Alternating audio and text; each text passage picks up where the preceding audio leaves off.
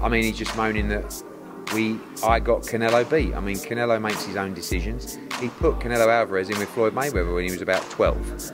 You know, so at the end of the day, we have to make great fights, but fighters are chasing great legacy. What they're basically saying is Eddie should have got him an easy fight. No, Canelo doesn't need an easy fight. He's chasing greatness. I couldn't say it any better. Good promoters is one who makes great fights, not one that holds his fighters in a glass cage. Props to Eddie. Canelo and Anthony Joshua want to be legends of the boxing game. And if you do that, you take risks, you take fights, and sometimes you're gonna lose. This era of boxing, fans don't understand that. All they look at is the undefeated records. Oscar De La Hoya sitting in his fancy office, his billion-dollar office. I wasn't aware that Oscar De La Hoya had a billion-dollar company.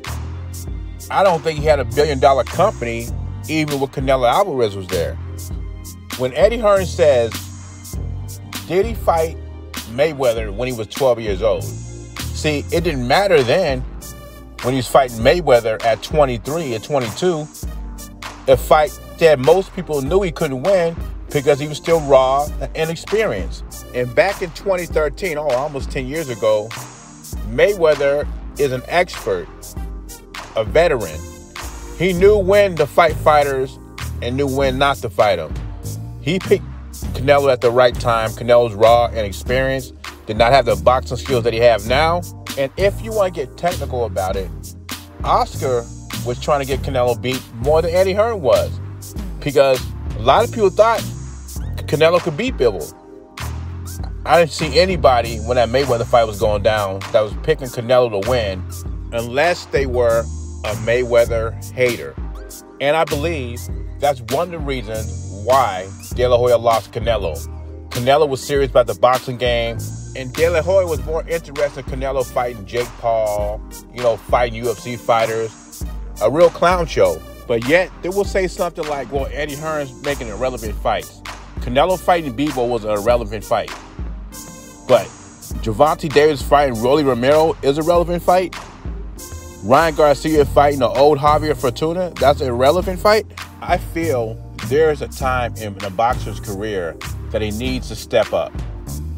Gervonta Davis and Ryan Garcia has reached those steps. They need to step up. I think when you put these guys in with irrelevant competition, that you're robbing the public.